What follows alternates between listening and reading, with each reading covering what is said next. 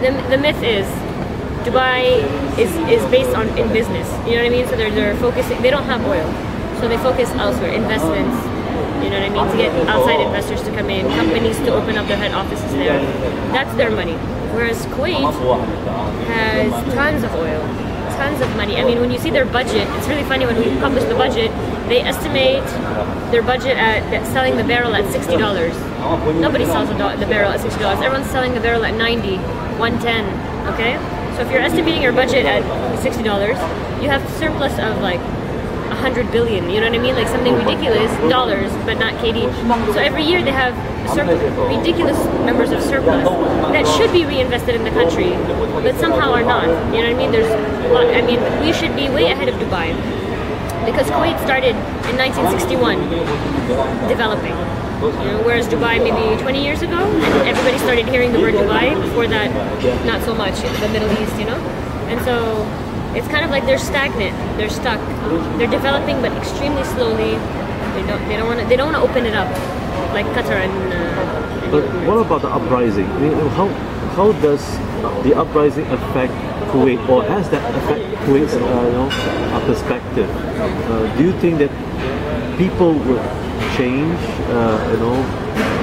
their own policies and structures politically? Well, right before the uprising, the Emir now, he was Minister of Foreign Affairs, I think, for 50 years before becoming the Emir. And what's your Emir's name? Sheikh Sabah. He's actually very forward-thinking. I mean, they really do take care of their people. The Kuwait population is taken care of. So there have been small protests. But like I was telling you, there's a group of people that live in Kuwait that are called Badoon, which means without, and it's stateless people. So they don't have passports, but they live in Kuwait. They do study, they work, but they don't have passports. And they're fighting to get passports in Kuwait, basically, to be citizens. And in all honesty, they are the ones doing the protests. So a mini uprising, if you wish. So they'll have a few protests. The cops will come, a bit of tear gas, you know. It's in the papers the next day, but nothing serious. And I think it's because people uprise when they're unhappy, not just for the sake of uprising. You know, like in Egypt, they were uprising because I think over 50% of the population was below the poverty line. 50% for a country that has 80 million, it's a lot of people. And so in Kuwait, a population of 1 million, that it, compared to other people, very well taken care of. Education is paid for, Medicare is paid for. I mean, you find a job. Nobody's homeless. Nobody's, no one's dying of hunger. So it's not. They're even more than that. They're living very luxuriously. So they witnessed the uprising. There has been a bit of a Sunni-Shia conflict, but nothing to where like in Morocco or Tunis or Syria or Lebanon. Nothing to that degree. Just a bit of conflict, but nothing serious. What's your observation, and is there any truth in the uprisings being related to Egypt, Libya, even with Jordan and as well as Syria? Are they in any way interconnected? Is there any form of extremist groups involved behind those uprisings? Is there something that you have heard or observed? Okay. I think they started off innocently. I don't think they started off being planned to spread. But I think Arabs, for the longest time, didn't understand the power of numbers. You know, the power of, like, you outpower the few that control the country. And so, after watching Tunis, I think everybody was observing Tunis as an example. So they took to the streets after they burned that man he burned himself. They took to the streets, and within I think 2 weeks, they were able to kick out the president. And I think it was like a wake-up call to the Muslim world to see, like, if they could do it, then we can do it. And then I think the next example that followed was Mubarak in Egypt. And then again, within a few weeks, and he was out already. And so I think the Arab world just, it clicked in their minds. You know, if we want something, we can get it done if we're together, if we're united. Syria it's taking longer. I think they're not going to stop now because it's too late. They can't go back to they can't come to an agreement. In the Syrian mind, either he leaves or we keep doing this. There's no middle ground. You know what I mean? Arabs love conspiracy theory. For your question, if is there Muslim groups? What's happening is that when there has been elections, like in Egypt, the Brotherhood, the Islamists, are winning. But I think this is due to the fact that they're very well organized. You know, the young people who went abroad and studied and came back and started this revolution aren't organized politically. Not yet. It's too early. They weren't aware of how to organize politically. Whereas the Islamic Brotherhood are organized. They have one vision. You know what I mean? So they have been winning in Egypt, in Tunis, Morocco, all of the countries that held elections after the uprising. You can see a big number of Islamists gaining popularity. Arabs like to believe that there is a conspiracy behind it. I mean, Arabs love conspiracy theories, and so if you would ask a true Arab, I mean, if he thought that there's someone's involved, they'll tell you America's fueling the fire, Israel's fueling the fire, and of course the Islamic Brotherhood. They want to get. I mean, for example, in Egypt and what's it called? In Syria and Lebanon, you have Bashar al-Assad and Hezbollah. What's his name? Hezbollah. They're allied along with Iran because they're all Shia, you know what I mean? And then the Sunnah, like Saudi Arabia and all the other countries, align too, you know what I mean? So I could see how people see that there could be a conspiracy behind it, but I believe that it started off innocently. It started off just observing and seeing this Arabic country did it, then let's try, and then it worked in Egypt, and then it worked in other countries. So. But do you think there will be peace in the Middle East? You know, speaking about what's happening in Palestine and the result of Israel's independence, what's the observations and how do Kuwait see themselves positioned? Kuwait positions itself directly with the Palestinians. They support them financially. They have many of them working in the country, and so Kuwait is sided, of course, with Palestinians all the way. Most Arab nations are. If I think that there's going to be peace in the Middle East, I don't think it's going to be anytime soon, because Arabs will refuse to accept Israel as a state. Refuse it completely. They don't teach it in school, they don't acknowledge it, and even in the media we try not to put stories about Israel. I mean, they really try to avoid, you know, I mean, to the point where if there was an Israeli writer, a feature about his book, they would try to avoid that story. You know what I mean? It's a conscious effort to avoid. And so if Arabs are refuse to accept Israel as a state, then as long as Israel is there, then it will never be peace, because they refuse to accept it.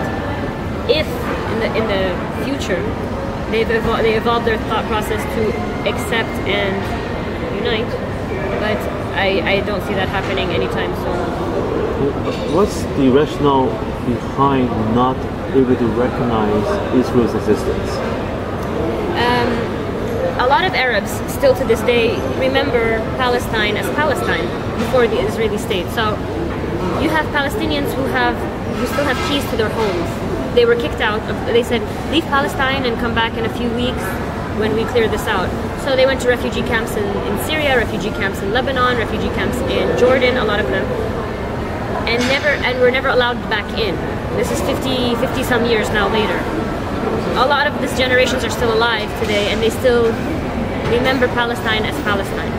And so if you speak to a Palestinian woman who still actually holds the key to her house, imagine a house she hasn't seen for years, but she still has a key to her house, and she tells you, this is my land, this was taken from me. So with this kind of mentality, it's hard to come in and tell her, yes, but Britain gave them statehood, so you have to accept this. It's hard to explain to an Arab that, well, now they've been there 50 years, you can't just kick them out again. You know what I mean? So Arabs refuse to believe it. Also, it's also what unites Arabs in a way. Like if you Arabs have a common enemy, which would be Israel and the United States. I mean, United States a little less now, but they have they feel like they have a common enemy there, and so. So you believe that Israel has not compensated the loss that it has created on the Palestinians? It has, sorry? So is it to believe that Israel has yet to compensate those who have been asked to leave Palestine. I think it's not about compensation, really. I think it's about, I mean, what does everybody want? They want to raise their children in a safe environment. They want to, you know what I mean? They want to provide. I don't think the refugee. I don't think Arabs are waiting for Israel to compensate or maybe acknowledge, acknowledge that it used to be a state. I mean, personally speaking, I grew up in Canada, and a lot of my close friends are Jewish, and there, of course, it's not an issue. But when I went to Kuwait and I would tell people I have Jewish friends, to them it's a shock, you know what I mean? Because it's an alien thing. You don't come into contact with Jewish people. Whereas in Canada, I had tons of friends. My closest friends were Jewish. And you speak to Arabs, I don't think they're waiting for financial compensation or their money back, but I think they want to start off with acknowledgement. Remember just a few months back, Palestine was trying to get statehood. I mean, she registered in the United Nations, right? And Israel had an uproar. I think Palestinians want to be recognized. They want to choose their own government. You know what I mean? I don't personally know the situation in there because I haven't personally been. But when you speak to the people who remember it, I mean, who didn't grow up there but had parents who did and had to leave, they still feel a sense of we've been done wrong, and no one is acknowledging that they've done us wrong. I think it would start off with acknowledging it, and then maybe seeing steps forward. But I think that's one of the concerns, is that no one is acknowledging what happened. No one's acknowledging that 50 years ago this happened to them. So that's part of it. With the results from what's happening with Iran and Iraq, changes that's taking place, what does Kuwait stand with the policies with President Ahmadinejad, who decides to declare that we want to stop supplying oil to Europe? What are their views like? I mean, in Kuwait, surprisingly, I think people would think it's not taken so seriously. Not as in they don't believe him, but it's as in they don't spend that much time contemplating these things. You know what I mean? Like, Kuwait has its own issues and it has its own oil. So, I mean, they take Ahmadinejad into consideration, and it's in our newspapers and it's taken seriously. And even Iraq, I mean, it's pretty close. It's like an hour drive away. But it's almost, you feel like we're more concentrated on our own issues. They don't spend that much time making policies or sanctions against anybody. And don't forget, Kuwait is very good allies with America, with the U.S. And so usually where the U.S. stands, that's where Kuwait stands on issues, because there's a huge army presence in Kuwait, and they are credited for liberating Kuwait from Iraq. You know what I mean? So they're allied with the U.S. So usually they would follow what the U.S. does. Speaking about democracy in Kuwait itself, there's a lot of movements such as human rights that's been voiced from time to time,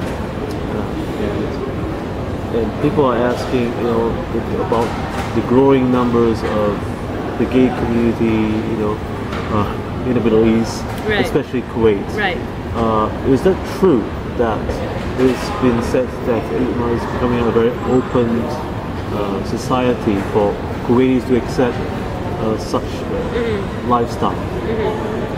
I think the reality of it is that it is pretty accepting, but on paper it's not.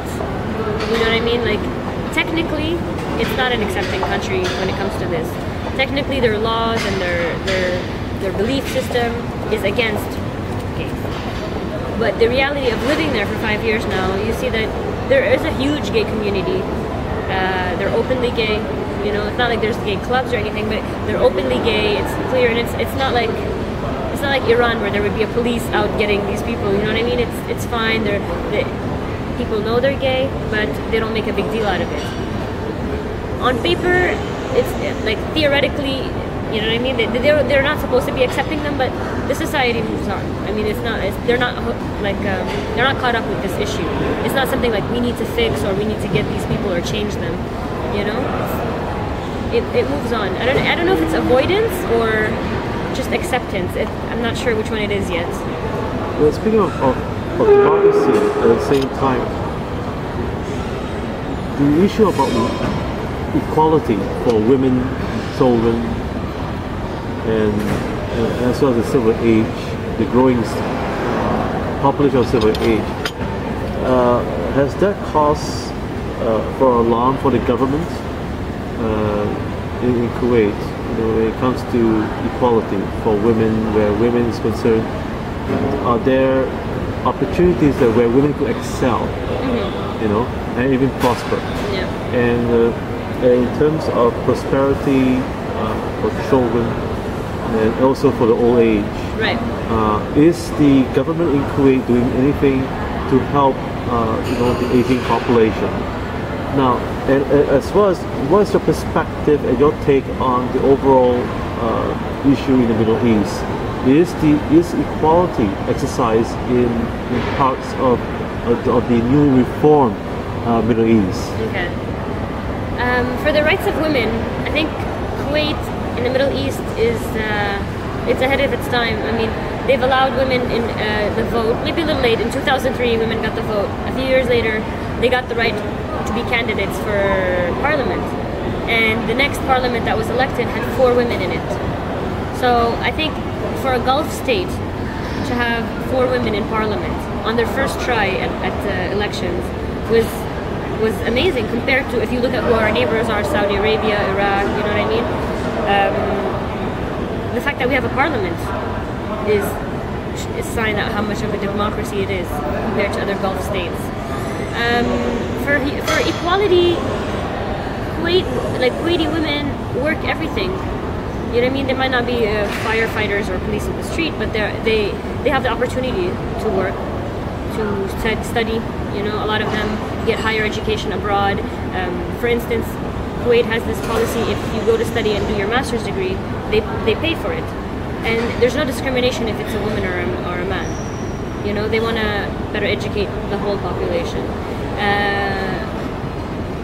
There is equality. I see it as, okay, it's getting there. There's no full equality anywhere in the world, but it's getting there.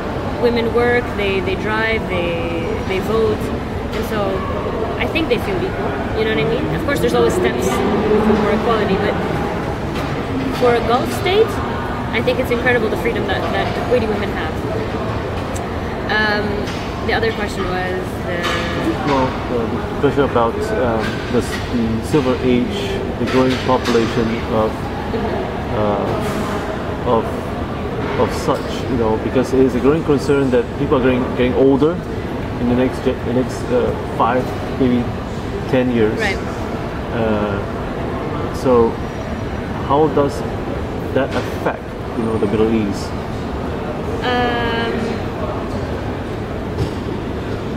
In Kuwait, if you're a Kuwaiti and you retire, you get your last pay for the rest of your life. So Kuwait has if you want to say a pension plan, you know what I mean? But it's actually kind of good, because the minute you can retire at the age, I think 20 years of service if you're in the government sector, 25 if you're in the private, but there's no problem. It's still a very traditional culture. So the mother, the grandmother live at home. You know what I mean? They have their own homes. They're not that many old folks home. You know, they're living at home with the family.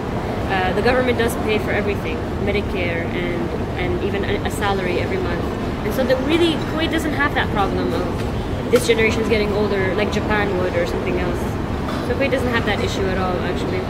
But speaking of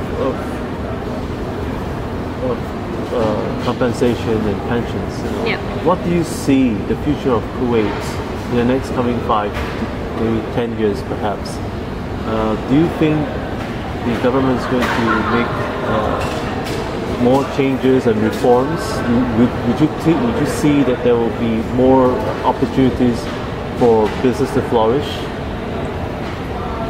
See, for business to flourish, it's a hard situation, because in Kuwait, if you're not a Kuwaiti, you can't buy land and you can't start your own business. So what happens is, if you want to start a business, you have to come in and have a Kuwaiti partner.